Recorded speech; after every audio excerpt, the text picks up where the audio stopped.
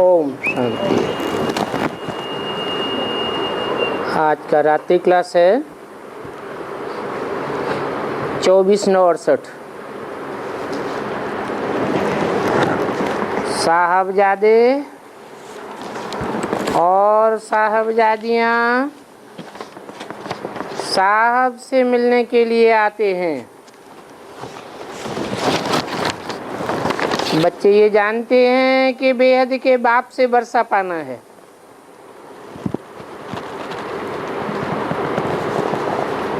और वर्षा भी पढ़ाई से पाना है। तो बच्चों का जैसे कि नया जीवन है, अज्ञान काल में हर एक को अपना अपना बाप, टीचर, गुरु होता है, और यहाँ सभी का बाप एक है, टीचर भी एक है, गुरु भी एक ही है, और एक को ही सबका कल्याण करना है। ये नई बात है। ये बात कब शास्त्रों में गाई हुई नहीं है।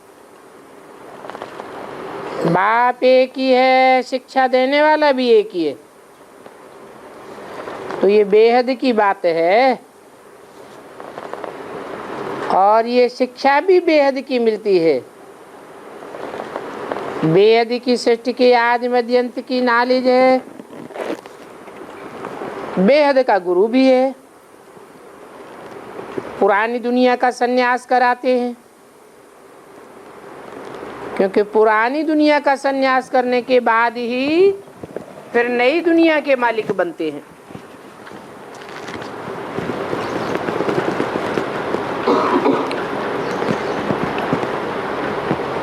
तो मीठे मीठे बच्चे जानते हैं कि अभी हम खुद ही अपनी राजधानी स्थापन कर रहे हैं। बाप ने समझाया है, शास्त्र सभी है भक्ति मार्ग के। बाप बच्चों को सृष्टि के आदि मध्य अंत का राज समझाते हैं। कहते हैं इस पुरानी दुनिया को भूल जाना है, इसलिए अभी चलो नई दुनिया में। वो नई दुनिया अपनी है जो फिर अब स्थापन हो रही है, और ये कोई नई बात नहीं है। नई दुनिया सो पुरानी दुनिया होती है, और पुरानी दुनिया सो नई दुनिया बनती है। मनुष्य बेचारे चाहते हैं विश्व में शांति हो, विश्व में शांति का राज्य चाहिए, परंतु ये बात समझते नहीं हैं। अभी तुम बच्चे समझते हो विश्व में शांति थी, अभी अशांति है। शांति के युग में शांति होती है। ये बात बच्चों को समझाना होता है। बाप ने आबू की महिमा बहुत बताई है। ये सबसे बड़ा तीर्थ है। आबू जैसा ऊंचे ते ऊंचे, बड़े ते बड़ा तीर्थ और कोई हो नहीं सकता। सो भी सभी धर्मों का तीर्थ ये आबू है, क्योंकि सभी धर्मों की आत्माएं इस आबू तीर्थ में बुद्धि का ठिकाना पाती हैं। तुम बच्चे सारे विश्व में शांति स्थापन करते हो। बाप भी यहाँ ही है। वो बाप सभी की दिल लेने वाला बाप है। मुक्ति, जीवन मुक्ति भी चाहते हैं। उनका नाम ही है दिल लेने वाला। यादगार में दिल वाला मंदिर भी है। वो है जड़ मंदिर, और ये है चैतन्य। तो अभी बाप आकर के प्रैक्टिकल में सभी की दिलों की आस पूरी करते हैं। तो ये आबू का स्थान का कितना बड़ा तीर्थ स्थान है। इस आबू की महिमा जोर से उठावेंगे तो बहुत नाम वाला होगा। लक्ष्मी नारायण की राजधानी विश्व में शांति थी और सतयुग का यादगार दिल वाला मंदिर में भी बहुत अच्छा छत में स्वर्ग बना हुआ है। तो ये एक स्वर्ग का मॉडल है, क्योंकि स्वर्ग तो बड़ा नहीं बन सकता, जो पास्ट हो गया है वो मॉडल रूप में दिखाया गया है। तो बताओ कि विश्व में शांति यहाँ थी, ये बहुत अच्छी चीज है। जो भी टूरिस्ट आते हैं वो इन बातों को अच्छी रीति समझेंगे। भारत का प्राचीन राजयोग यहाँ क्लियर दिखाया गया है। ये चैतन्य है, वो जड़ है। तो ये वंडर है जहाँ बाप ने आकर के सर्व की सदगति की है। कहाँ कहाँ आकर के की है? दिलवाड़ा में। बेहद का बाप सदगति देने के लिए कोई तकलीफ नहीं देते हैं। बच्चों को कहते हैं देखो देवताएं पवित्र थे तो तुम भी पावन बनो, दैवी गुण धारण करो। मनुष्य आशीर्वाद देते हैं आयुष्मान भव पुत्रवान भव, तो बाप भी तुमको लंबी आयु की आशीष देते हैं और कहते हैं कि तुमको इस राजयोग बल से 21 जन्मों के लिए आशीर्वाद मिल जाती है। हद के बाप से तो 1 जन्म का मिलेगा। ये बेहद का बाप है तो सारे विश्व की बात सही देते हैं। समझानी बहुत सहज है, बाकी जन्म जन्मांतर के पाप कटने में टाइम लग जाता है। नॉलेज तो समझने में बहुत सहज है। 84 के चक्र की नॉलेज है, बाकी याद की यात्रा में टाइम लगता है। कहते हैं अपन को आत्मा समझ बाप को याद करो, पवित्र भी बनना है। इस पवित्रता की बात पर बहुत ध्यान देना है। बाप बच्चों को समझाते हैं तो वो बातें बड़े ध्यान से सुननी चाहिए। यहाँ शास्त्र कोई भी नहीं है और न कोई साधु संत महात्मा समझाने वाला है। और सभी जगह तो कहेंगे महात्मा जी के पास जाते हैं, यहाँ तो कोई महात्मा नहीं है। कहेंगे हम तो अपने बाप दादा के पास जाते हैं। पूछेंगे कि तुम दोनों से क्यों मिलाते हो, तो बोलो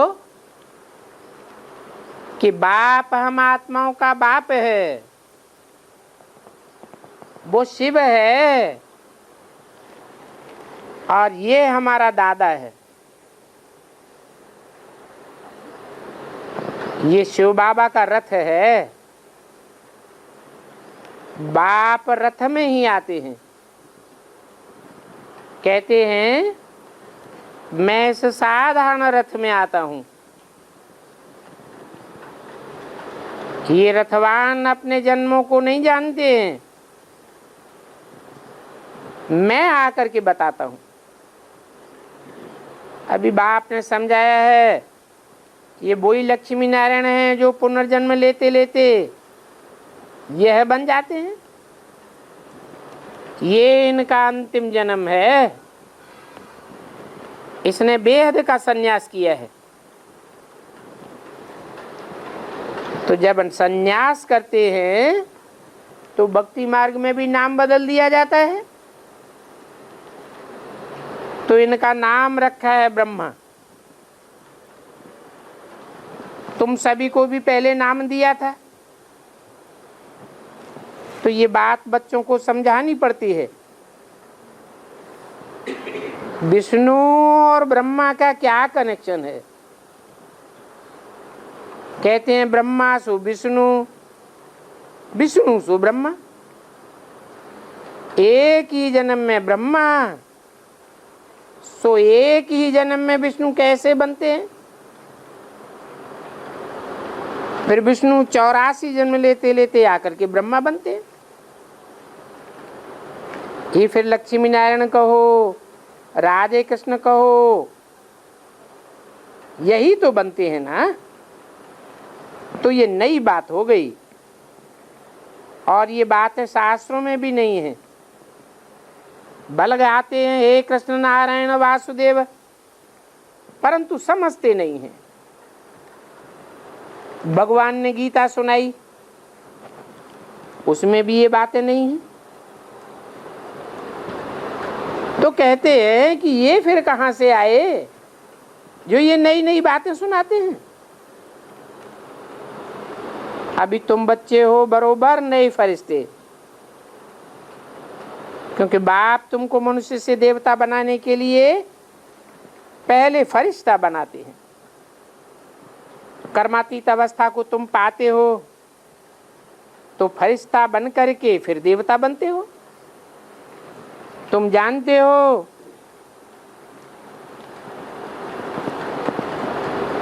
कि हम ही पाते हैं तो फरिश्ता बन करके फिर देवता बनते हैं। तुम जानते हो कि सतयुग का देवी देवता बनने के लिए हम यहाँ आते हैं। वहां नई दुनिया में तो अपरम अपार सुख है और यहाँ इस दुनिया में अपरम अपार दुख है। 24/9/68 की वाणी का दूसरा पेज। हम जब कीड़े थे तो हमको पता ही नहीं था, क्योंकि गंध के कीड़े गंध में पड़े हुए थे। अभी बाप ने निकाला है, बताया है कि तुम गंध में पड़े थे, विषय सागर में गोते खा रहे थे। तुमको उस विषय सागर में गोते खाने में ही मजा आता था, निकलते ही नहीं थे। आधा कल्प 63 जन्म विषय सागर में तुम्हारा निवास हुआ है। वैश्यालय में रहे तो शिवालय में जाने के लिए इच्छा ही नहीं होती थी, छोड़ते ही नहीं।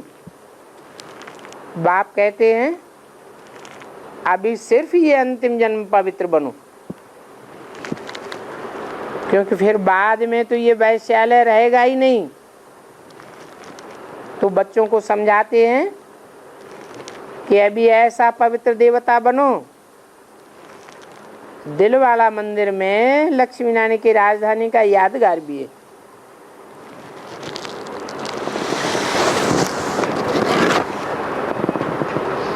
वहां तो सिर्फ लक्ष्मी नारायण ही हैं,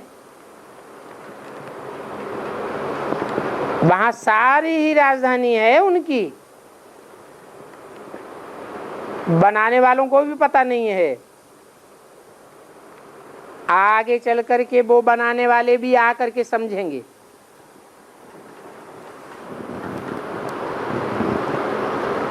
कहेंगे हूबहू ये एक्यूरेट यादगार है।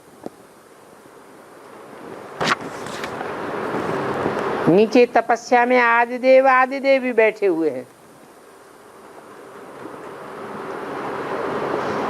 कमाल है इन भक्ति मार्ग वालों की, जो ऐसा फर्स्ट क्लास यादगार बनाया हुआ है। छत में यादगार स्वर्ग की बनाई है। कारीगरी का बहुत अच्छा काम है। इनकी कारीगरी का सारे वर्ल्ड को मालूम पड़ता है। तो बाबा कहते हैं ये सभी धर्मों का बड़े से बड़ा तीर्थ है। अभी तो कोई को पता ही नहीं था। गीता कब, कहाँ, किसने सुनाई, कोई जानते भी नहीं है। सिर्फ मैदान कुरुक्षेत्र का दिखाया है। कहते हैं कुरुक्षेत्र की युद्ध भूमि में ज्ञान दिया। अब यहाँ युद्ध भूमि की तो बात ही नहीं है। तुम्हारी तो विकारों से युद्ध है, और इस युद्ध को जीतने के लिए ये पढ़ाई है राजयोग की। लाखों वर्ष का तो न कोई मंदिर हो सकता है और न कोई यादगार हो सकती है। ये तो सिर्फ 5000 वर्ष का ड्रामा है। 2500 वर्ष देवताओं का प्रैक्टिकल में मंदिर बनता है स्वर्ग, और 2500 वर्ष उसकी यादगार बनाई जाती है। तो ये दिलवाड़ा मंदिर अच्छी मेहनत से बनाया हुआ है। यहाँ बच्चे आए हैं, आकर के पुरानी दुनिया से जीते जी मरे हैं। कहाँ आए हैं? दिलवाड़ा के एरिया में आए हैं। पुरानी दुनिया से जीते जी मरे हैं। और वही बाप है जो टीचर बनकर के इन बातों को समझाते हैं, फिर सुप्रीम गुरु बनकर के साथ में ले जाते हैं। ये समझना भी है और समझाना भी है। क्या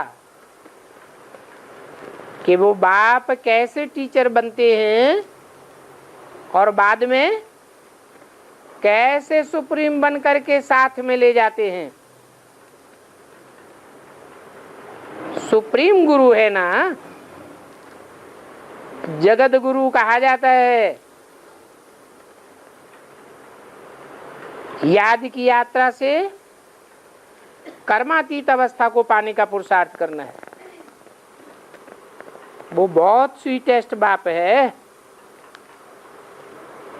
और कोई कड़ी दवाई भी नहीं देते हैं। बहुत मीठी मीठी दवाइयां हैं। फिर भी देखो बहुत बच्चों को माया का वार हो जाता है। बाप के पास आते हैं, बाप तो कहते हैं बच्चे जीते रहो, तुम मेरे मीठे बच्चे हो, कहीं ऐसा ना हो कि कल माया तुमको जीत ले। अपनी जांच करते रहना है, क्या हम गुलाब के फूल बने हैं? हमारे में कोई विकारों की बदबूएं तो नहीं है? हम खुशबूदार बने हैं, औरों को भी खुशबूदार बनाने का रास्ता बताते हैं। खुद बने होंगे तो दूसरों को भी बनावेंगे, खुद भी विचारी बनेंगे तो औरों को भी विचारी बना देंगे। बेहद के बाप से बेहद की अब विचारी दुनिया का वर्षा हर 5000 वर्ष के बाद मिलता है। बाप आकर के नरकवासियों को स्वर्गवासी बनाते हैं। ऐसे नहीं है कि ब्रह्मा के तन में आकर के ज्ञान सुना करके चले जाते हैं, फिर तुम नरकवासी से स्वर्गवासी बनते रहते हो।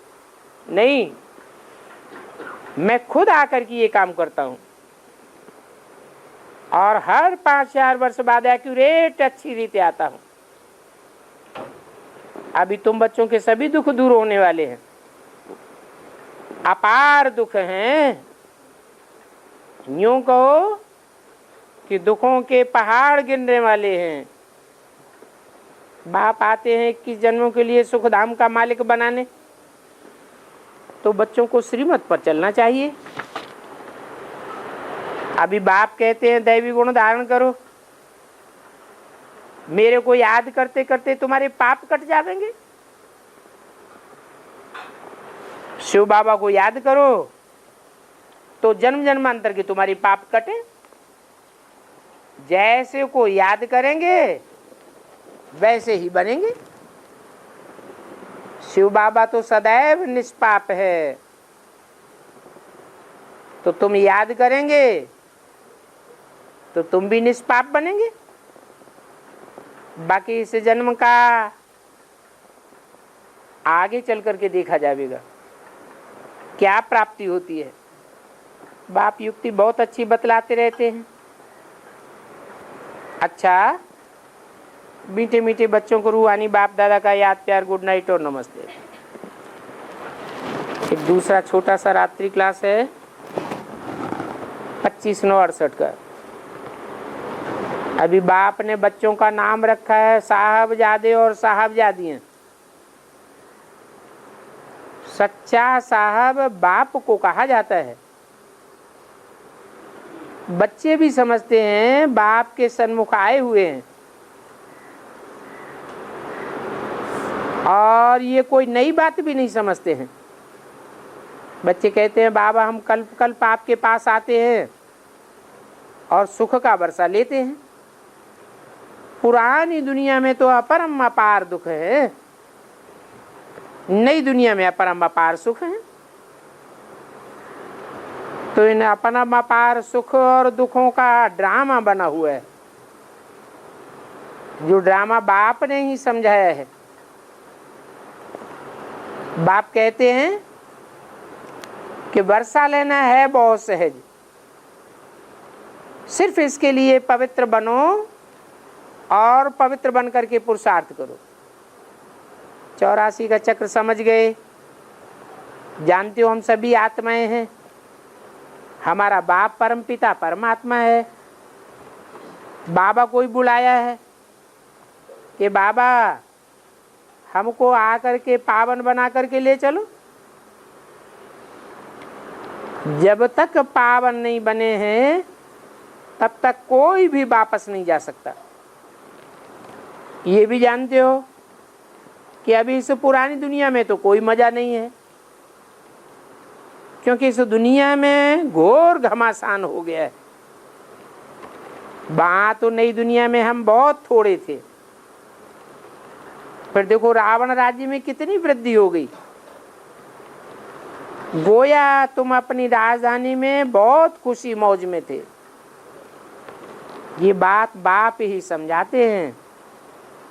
शास्त्रों में तो गपोड़े ही गपोड़े हैं। अभी बच्चे जानते हैं हम बाबा के पास आए हैं। भागीरथ पर बाप आते हैं। भाग्यशाली रथ है ना। आते किस लिए हैं? भागीरथ पर आते हैं हम बच्चों को वर्षा देने के लिए, भाग्यशाली बनाने के लिए। पावन बनने का रास्ता भी सहज बताते हैं। हाँ, अलबत्ता माया विघ्न तो डालती है। बच्चे घड़ी घड़ी कहते हैं बाबा हम याद करना भूल जाते हैं। बाबा कहते हैं तुम तो वंडरफुल बच्चे हो। नहीं तो दुनिया में बच्चे कब बाप को भूलते हैं क्या? और बाप को याद दिलाना पड़ता है क्या कि बच्चे मुझे याद करो। इतना वर्षा, इतना बड़ा वर्षा देते हैं फिर भी भूल जाते हो। ये भी जानते हो कि बाप संगम युग पर ही आते हैं और कोई युग में तो आते ही नहीं। नई दुनिया है पुरुषोत्तम देवी देवताओं की।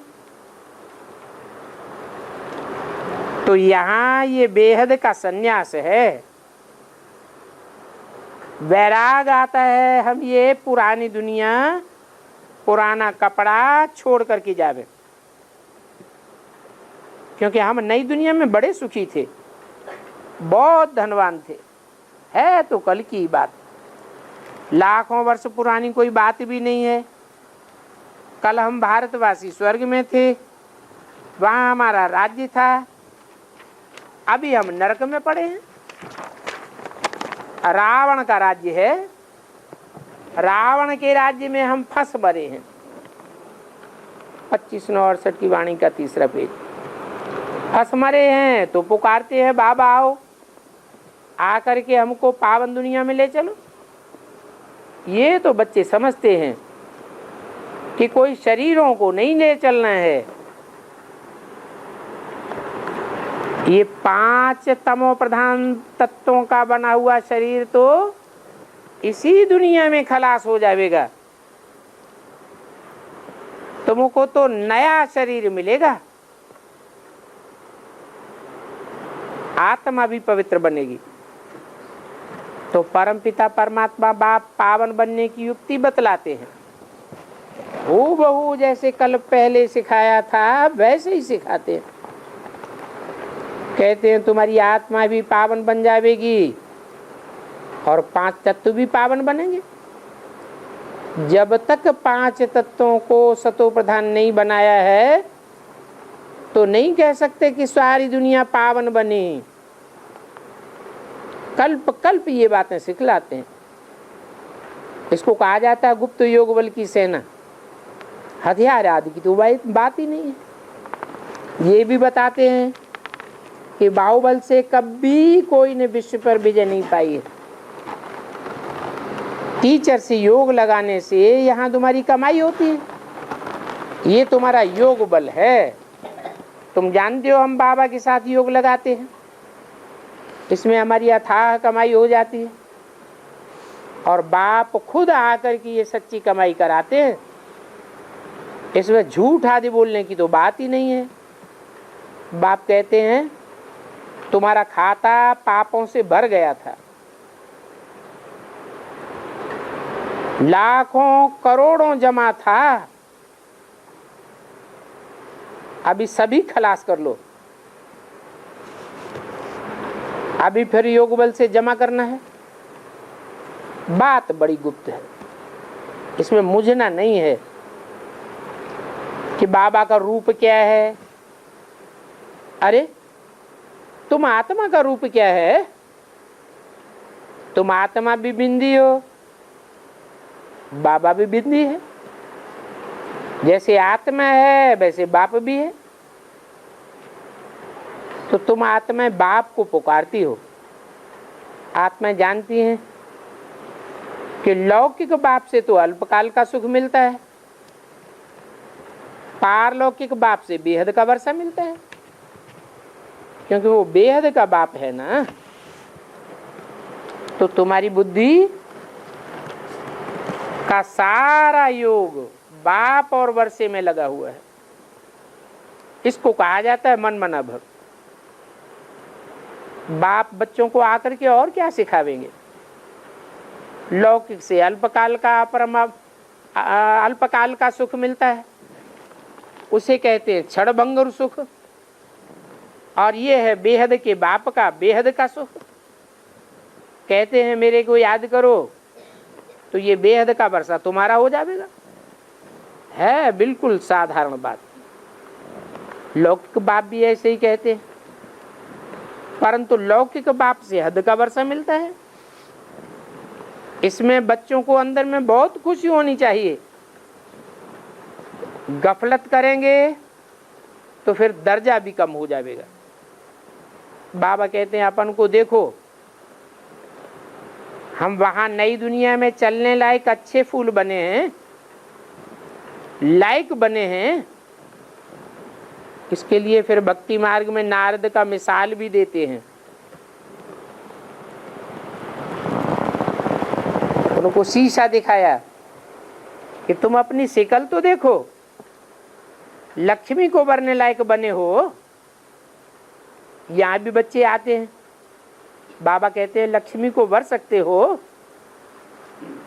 देखो हमारे में 5 विकार तो नहीं है, अगर हैं तो लक्ष्मी को कैसे भर सकते? लक्ष्मी विकारी है या निर्विकारी? लक्ष्मी तो निर्विकारी है। इन भूतों को भगाओ इन्होंने ही तुमको हैरान किया है। ये बहुत पुराने भूत हैं जो तुमको तंग करते हैं, और इन भूतों को भगाने वाला भूतनाथ बाप भी एक ही है। कहते हैं मैं सर्वशक्तिवान हूं और पतितों को पावन बनाने वाला भी मैं ही हूं। मुझे याद करो तो सभी भूत भाग जाएंगे, नहीं याद करेंगे तो भूत तंग करते रहेंगे। ये मोह का भूत बहुत तंग करता है। 5-4 वर्ष पहले जिस प्रकार तंग किया था वैसे ही तंग करता रहेगा। 5 विकारों को जीत, अभी जगत जीत बन जाओ, और बनते भी अभी संगम युग पर ही हो। बाप कहते हैं मैं यहाँ आबू में आया हूं।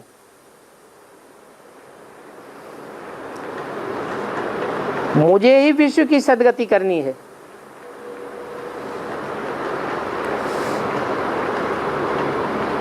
आबू में आया हूं तो आबू में आकर के विश्व की सदगति कैसे होगी? विश्व में आना पड़े या आबू में आना पड़े? है? कहते हैं आबू में आया हुआ हूं। आबू में ही दुनिया की पतित से पतित आत्माएं आकर इकट्ठी हो जाती हैं। उन पतित आत्माओं को पावन बनाता हूं तो सारी दुनिया पावन बनती है। तो ये सबसे बड़े से बड़ा तीर्थ है जिसका किसी को भी पता नहीं है। जैसे बाप रचयिता है, उनको कोई नहीं जानता, वैसे उनकी रचना को भी कोई नहीं जानते हैं, और आबू को भी कोई नहीं जानते हैं। सभी धर्मों के तीर्थ में आबू श्रेष्ठ से श्रेष्ठ तीर्थ है। आबू को बहुत मान देना चाहिए। वहां जमीन पड़ी हुई है, वहां म्यूजियम बन जाए तो बहुत अच्छा है।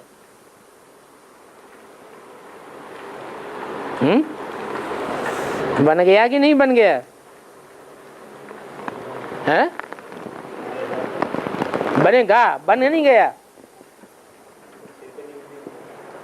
हाँ, वो जड़ म्यूजियम तो सन 69 में बना, बाबा के सामने ही बनना शुरू हो गया था।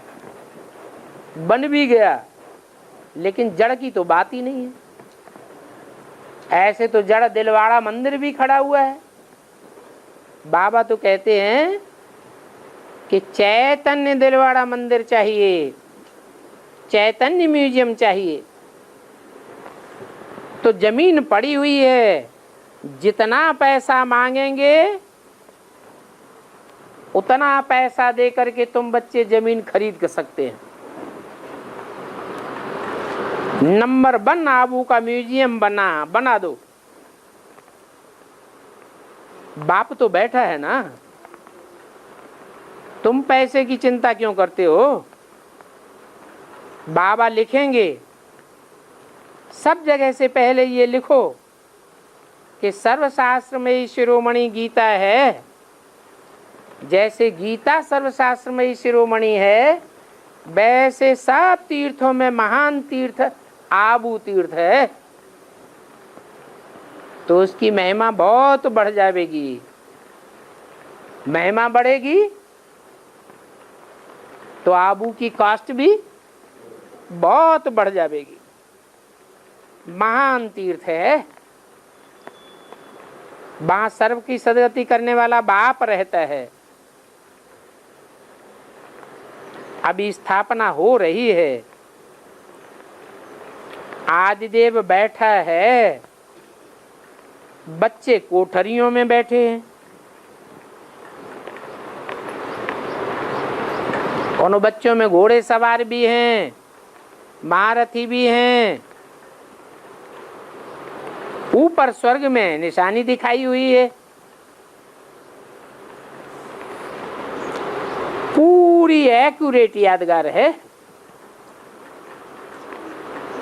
तो बच्चों को जमीन का प्रबंध करना पड़े।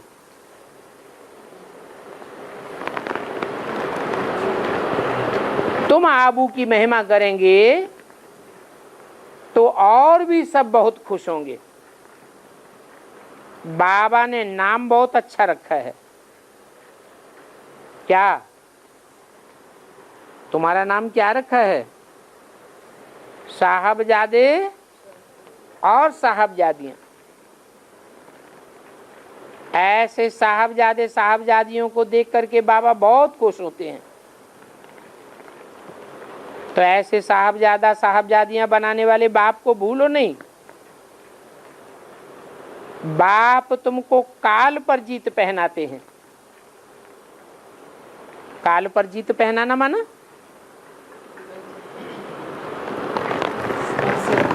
आत्मा का तो आत्मा को तो काल खाता नहीं, तो काल पर जीत पहनाने का क्या मतलब है?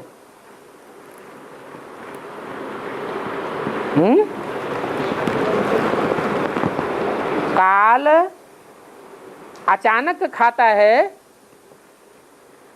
या टाइम देकर आता है? हैं? अचानक खाता है। लेकिन तुम काल पर जीत पाते हो तो काल तुमको अचानक नहीं खा सकेगा। तुम्हारी इच्छा मृत्यु होगी। जब तुम चाहेंगे तब शरीर छोड़ेंगे। तो कहा जाता है काल पर जीत। काल शरीर को खाता है, आत्मा को तो काल खाता नहीं। ये भी जानते हो। ये तुम्हारा ईश्वरीय परिवार है। फिर जाना है दैवी परिवार में। अभी हम सो ब्राह्मण हैं, फिर ब्राह्मण सो देवता बनेंगे। वो समझते हैं हम आत्मा सो परमात्मा, परमात्मा सो हम आत्मा। ये बात नहीं है। तुम स्वदर्शन चक्रधारी हो। बाप तुमको बनाते हैं। क्या क्या बनाते हैं? स्वदर्शन चक्रधारी। तुमको भी बनाते हैं तो इन ब्रह्मा को भी बनाते हैं। तो ब्रह्मा के बच्चों को बनाते हैं। हमेशा अंदर में समझो कि स्वीटेस्ट बाबा है जो बच्चों को आकर के बहुत स्वीट बनाते हैं। ऐसे बाबा को तो हम दिल से लगाए लेवे तो दिल में वो खुशी भरी रहेगी। बेहद का बाप तो कमाल करते हैं। ऐसे कमाल करने वाले बाबा की श्रीमत पर हम क्यों नहीं चलेंगे? चलेंगे तो श्रेष्ठ बनेंगे। मनुष्य मत होती है, फिर देवता मत होती है, फिर ईश्वरीय मत होती है। भक्ति मार्ग में जो गीता बनी है वहां भी ये मतें समझाई गई। कहा गया है भगवान को भजने वाले भगवान से प्राप्ति करते हैं, देवताओं को भजने वाले भगवान देवताओं से प्राप्ति करते हैं, और भूत प्रेतों को भजने वाले भूत प्रेतों से प्राप्ति करते हैं और भूत प्रेत योनि में जाते हैं। तो बाप भी कहते हैं कि एक है देवता मत, एक है ईश्वरीय मत, और एक है मनुष्य मत। मनुष्य मत को कहेंगे भूत मत। अभी तुम मनुष्य मत से निकलकर आ गए हो, ईश्वरीय मत पर आए हो। फिर ईश्वरीय मत से जावेंगे देवता मत में। अच्छा, बच्चों को रूहानी बाप और दादा का याद प्यार, गुड नाइट और नमस्ते। ओम शांति।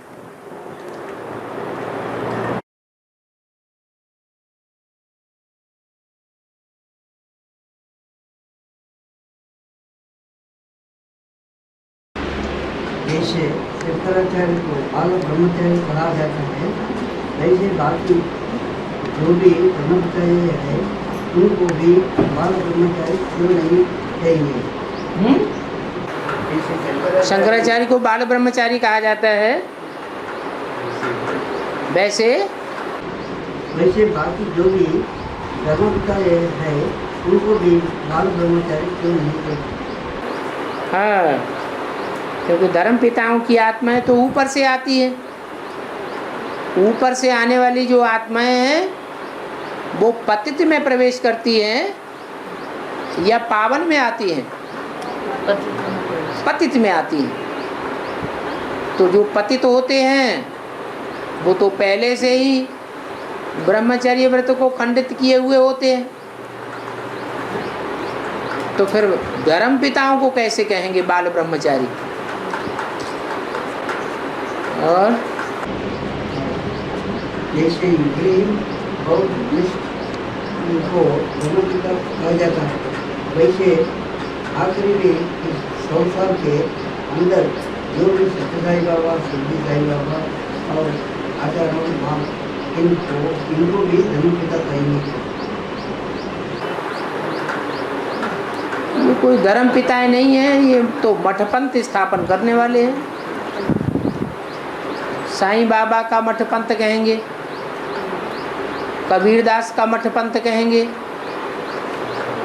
धर्म पिता नहीं कहेंगे। और आदि में जो भी हुआ है वो अंतिम में भी होता है। आदि में ब्रह्मा बाबा ने 84 कन्या माताओं को पालना किया। उनको 84 कन्या माताओं को पालन किया। 400 हाँ कन्या माताओं को पालना किया। उनको पोषण करते करते ब्रह्मा बाबा की सारी प्रॉपर्टी खत्म हो गया। अंतिम में भी ऐसे होगा क्या? अंतिम में बेहद में होगा। उन्होंने तो 400 कन्या माताओं को इकट्ठा किया। अंत में हद में होंगी या बेहद में होंगी? शास्त्रों में गायन 400 का है या 16,000 का है? 16,000 का गायन है। उन्होंने तो हद की प्रॉपर्टी लगाई। और बेहद का बाप कौन सी प्रॉपर्टी लगाते हैं? बेहद के ज्ञान रत्नों की प्रॉपर्टी लगाते हैं। और वो सारी प्रॉपर्टी इतनी लगा देते हैं कि अंत में जाकर के सिर्फ बिंदु बचता है। अंत में ज्ञान रह जाएगा? कोई ज्ञान नहीं रहेगा। ज्ञान सारा लोप हो जाएगा। तो सारी प्रॉपर्टी जैसे कि लगा देते हैं बच्चों की परवरिश में, और बच्चे संपन्न स्टेज प्राप्त कर लेते हैं। निराकारी, निर्विकारी, निरहंकारी। हाँ। और शंकर जी मनसा का प्योरिटी धारण कर रहे हैं। और शंकर जी मनसा का प्योरिटी धारण कर रहे हैं। क्या धारण कर रहे हैं? प्योरिटी मनसा प्योरिटी धारण कर रहे हैं। मनसा का प्योरिटी धारण कर रहे हैं। हाँ। और एक मुरली में बोले हैं, प्रजापिता संगम युग में ज्यादा तमो प्रधान बनता है। हाँ। ज्यादा सतो प्रधान भी बनता है। हाँ। मन बुद्धि पतितों भी बगैर तमो प्रधान कैसा बनता है? मन बुद्धि जब तमो प्रधान बनती है तो चंचल बन जाती है, और जब सतो प्रधान बनती है तो मन बुद्धि एकाग्र हो जाती है। एकाग्र तब होती है जब एक व्यापी का ज्ञान होता है। निश्चयात्मक ज्ञान होगा तो बुद्धि निश्चयात्मक रूप से एकाग्र हो जाएगी। प्रजापिता और शंकर को एक नहीं कहेंगे। प्रजापिता है शास्त्रों में दिखाया हुआ है कि ब्रह्मा के पांव के अंगूठे से प्रजापिता का जन्म हुआ। वो तामसी स्टेज है। पांव को कलयुगी तामस गुण का दिखाया जाता है। तो प्रजापिता है तमो प्रधान, 500 करोड़ की सृष्टि का पिता।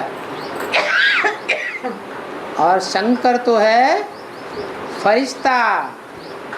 फरिश्ता अर्थात जिसका देहधारियों से कोई रिश्ता नहीं है। प्रजापिता का तो रिश्ता है, 500 करोड़ के साथ रिश्ता है।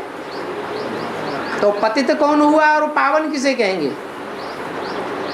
प्रजापिता को कहेंगे पतित और शंकर को कहेंगे पावन। और शंकर कोई एक का नाम नहीं है। शंकर अर्थात मिक्स पार्ट। कृष्ण वाली आत्मा भी है, राम वाली आत्मा भी है, शिव की आत्मा भी है।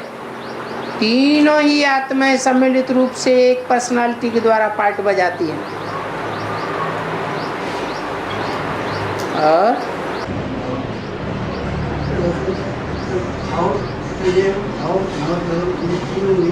अंतर क्या है?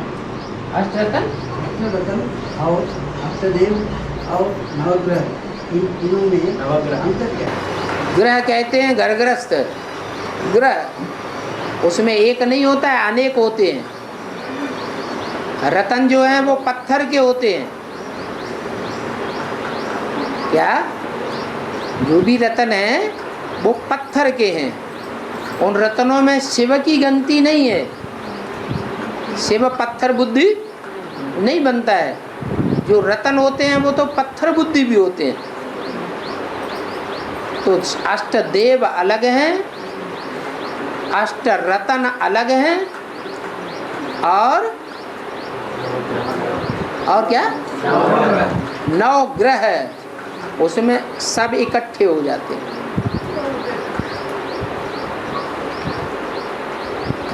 पत्थर बुद्धि वो है जो 9 नारायण तो बनते हैं, लेकिन अष्ट देव नहीं बनते हैं। 9 नारायण कम कलाओं वाले होंगे एक दूसरे के मुकाबले, कि सब 16 कला संपूर्ण होंगे? एक दूसरे से कम कलाओं वाले होंगे, क्योंकि उनमें पहला और दूसरा ये है जो 16 कला संपूर्ण बनता है। उसमें भी पहला नारायण जो नर से नारायण बनता है उसको कहेंगे समझदार। सतयुग का जो पहला नारायण बनने वाला आत्मा है उसको तो बुद्धू कहेंगे। बहुत लंबे समय के बाद में समझ में आती है बात कि सच्चाई क्या है। बच्चा बुद्धि कहेंगे, पत्थर बुद्धि कहेंगे। तो सतयुग में जो 9 नारायण 8 नारायण होते हैं, उन 8 नारायणों को कहेंगे पत्थर।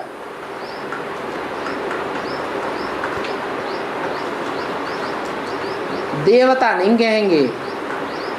देवता उनको कहा जाता है जो पूरे 84 जन्म लेने वाले होते हैं, 16 कला संपूर्ण होते हैं।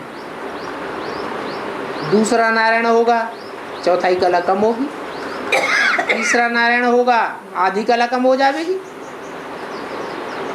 वो तो संपन्न बनते ही नहीं हैं। क्यों नहीं बनते हैं? क्योंकि कुछ न कुछ बुद्धि में पत्थरपना बना ही रहता है। हाँ, उन सब के संस्कार मिलकर के जब देव अष्ट देवों से मिलकर एक हो जाते हैं तो कहेंगे नवग्रह।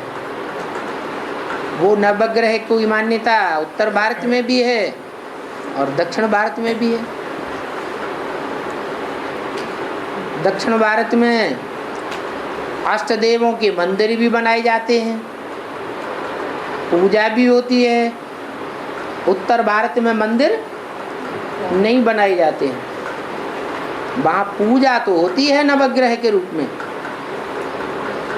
अष्ट देवों के रूप में पूजा नहीं होती है। किस रूप में पूजा होती है? पटली पर 9 हिस्से बनाते हैं, नवग्रह बनाते हैं। वो 9 घर ग्रह ग्रस्त हैं, उनमें बाप भी हैं, पूर्वज भी हैं और बच्चे भी हैं। पूरा परिवार दिखाया गया है, इसलिए उनको नवग्रह कहा जाता है। और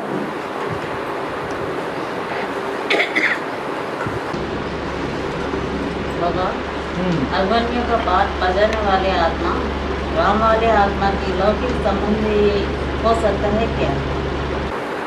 अभिमान किसको होता है? देह अभिमानी को होता है या आत्मा अभिमानी को होता है?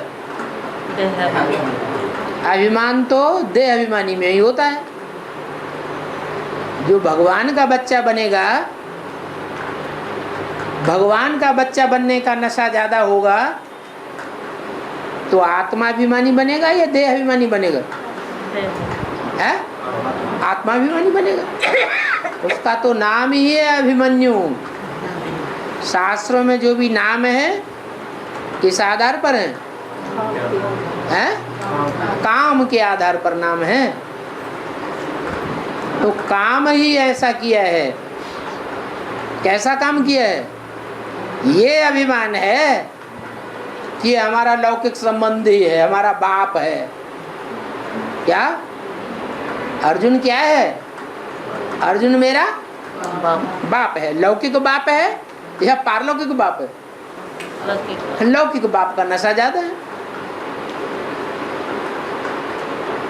संबंध तो है, लेकिन वो संबंध हद का संबंध का नशा ज्यादा है या बेहद के संबंध का नशा ज्यादा है? हद के संबंध का नशा ज्यादा है। वो मेरा बाप है। और पढ़ाने वाला कौन है? सिखाने वाला कौन है?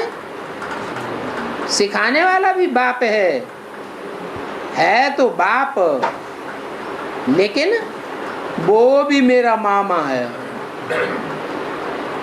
तो मामा, चाचा, काका, ताऊ ये लौकिक संबंध होते हैं या अलौकिक होते हैं? अलौकिक में तो सिर्फ माँ बाप और बच्चे, दूसरे कोई संबंध ही नहीं होते। तो उसका नाम रख दिया है अभिमन्यु। अभिमान है लौकिक पने का ज्यादा, अलौकिकता का वो भान नहीं है। अलौकिक नीति नियम कानून को मानने वाला नहीं है। अलौकिक जन्म का जो नशा है वो नहीं है। अलौकिक जन्म कैसे मिलता है? अलौकिक जन्म मिलता है, संदेश मिलता है कोई से। संदेश मिलने के बाद कोर्स मिलता है। कोर्स मिलने के बाद फिर भट्ठी होती है। भट्ठी में पकना पड़ता है गर्भ में। वहाँ 9 महीने पकना पड़ता है, यहाँ 9 दिन की बात है। फिर पकने के बाद फिर प्रत्यक्षता रूपी जन्म होता है। अभिमन्यु के जीवन में वो साप्ताहिक कोर्स, वो भट्ठी, वो निश्चय पैदा करना, वो भगवान की वाणी के ऊपर श्रद्धा रखना, वो बातें ही नहीं होती।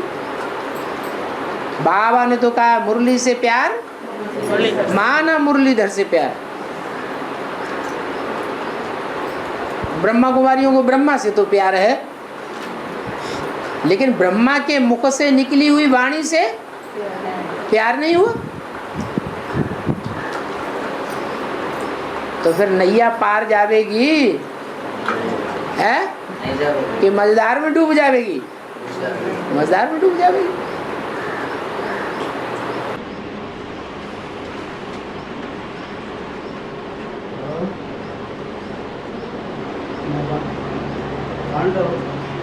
पाहाड़ों में जाकर के कल मरे, सत्यदेव पास में कहा ना है। पांडव पहाड़ों पे जाके कल मरे। हाँ कल मरे, मरे है। सत्यदेव पास में कहा ना है। पास की तरह अष्टदेव पास ठिकाना है, बाप पास ठिकाना। अष्टदेव जो है वो पास की तरह है। अष्टदेव अष्टदेव जो है वो पास की तरह पास है। ठिकाना, वापस आना है, पास डिस्टिंक्शन ठिकाना, के पास आना, पास विद आना पास विदानर होते हैं। हाँ पास ठिकाना। हाँ मतलब पांडव अष्टदेव में से निकलेंगे क्या? हैं? इसका मतलब है पांडव जो है वो अष्टदेव में से निकलेंगे क्या? कैसे निकलेंगे? 5 जो पांडव हैं वो 5 प्रकार की जनरेशन है। उनमें अव्वल नंबर जनरेशन है युधिष्ठिर, जो आदि से लेकर अंत तक युद्ध में स्थिर रहे। वो जीते जी स्वर्ग में जाते हैं। तो अष्टदेव जो हैं वो युधिष्ठिर की लिस्ट के हैं या और पांडवों की लिस्ट के हैं जो पहले ही गल मरे, स्वर्ग में जा ही नहीं सके? कौन सी लिस्ट में है? अरे अष्टदेव जो हैं वो सूर्यवंशियों की लिस्ट है। सूर्यवंशियों की लिस्ट वो है जो आदि से लेकर अंत तक युद्ध में स्थिर रहते हैं, जीते जी स्वर्ग में जाते हैं। वो युधिष्ठिर की कैटेगरी है, फर्स्ट पांडव। उसके बाद दूसरी कैटेगरी है भीम की, बैंकर पार्ट बजाने वाला। तीसरी कैटेगरी है अर्जुन, अर्जन करने वाले, अपने पुरुषार्थ से अर्जन करते हैं।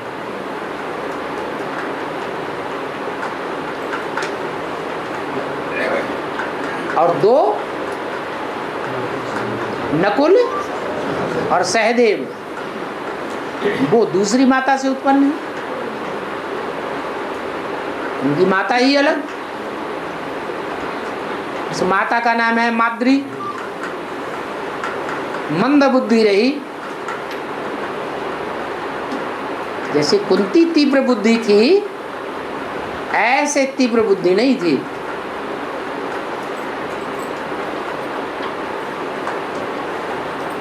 तो वो छोटे हैं। सन्यासी और सिख, ये 5 प्रकार के 5 धर्मों की कैटेगरीज हैं जिनको पांडवों की कैटेगरीज के रूप में दिखाया है। कोई एक अर्जुन की बात नहीं है। अर्जुन एक था या अनेक थे? है अनेक थे। ऐसे ही युद्ध में स्थिर रहने वाला एक था या अनेक थे? अनेक थे। तो पांडवों का तो एक मिसाल दिया है।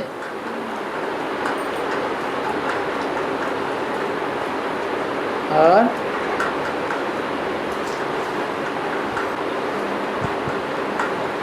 ओम